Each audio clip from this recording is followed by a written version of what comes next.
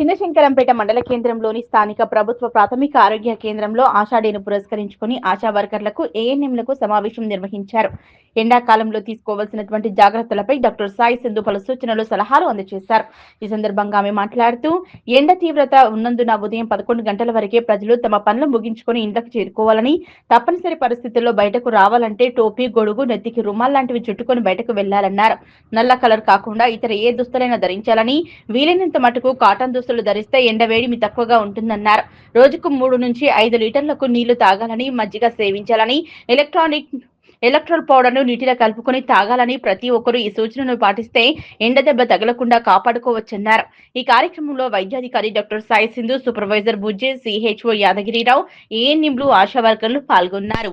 అంటే ఫస్ట్ మనకు ప్రజల లోపల మనం ఏం అవగాహన కల్పించాలి అంటే, ఇప్పుడు ఎండలు ఎక్కువ ఉన్నాయి కాబట్టి 10 గంటల లోపు వరకే మనం పని పూర్తి చేసుకోమని మోస్ట్లీ రిక్వెస్ట్ చేయాలి. దాని తర్వాత ఈవినింగ్ 4కి 5కి కూడా చేసుకోవచ్చు.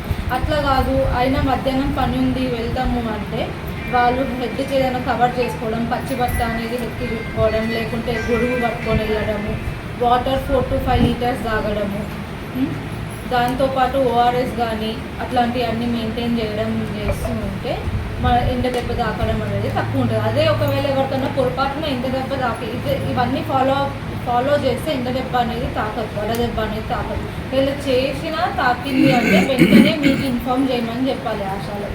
వాళ్ళని వెంటనే 108లో పిహెచ్సికి షిఫ్ట్ చేయండి. ఇక్కడ ఐబీ ఫ్లూయిడ్స్ ఉన్నాయి, అన్నీ ఉన్నాయి. వెంటనే ఐబీ ఫ్లూయిడ్స్ అవన్నీ పెట్టి ఇక్కడ క్యూర్ చేస్తాం. ఇక్కడ క్యూర్ కాకుంటే డిస్ట్రిక్ట్ హాస్పిటల్కి పంపిస్తాం. ఇప్పటి వరకు అయితే ఎవరికి తాకలేదు. నాకు తెలిసిన ఇన్ఫర్మేషన్ ప్రకారం అయితే మీ దగ్గర నుంచి కూడా నాకు ఇప్పటివరకు ఏమి రాలేదు. ఏమన్నా వచ్చినా ఫస్ట్ ఇన్ఫర్మేషన్ మీకు వచ్చేటట్లు చూసుకోండి. వెంటనే ఏఎన్ఎంస్కి ఇక్కడ పిహెచ్సికి వచ్చేటట్లు చూసుకోండి. పేషెంట్ని వెంటనే ఇక్కడికి షిఫ్ట్ చేయండి. ఎవరికైనా పొరపాటున తాకితే ఈ ప్రికాషన్స్ అన్నీ ఫాలో అయితే మాత్రం ఎవరికి ఏం కాదు.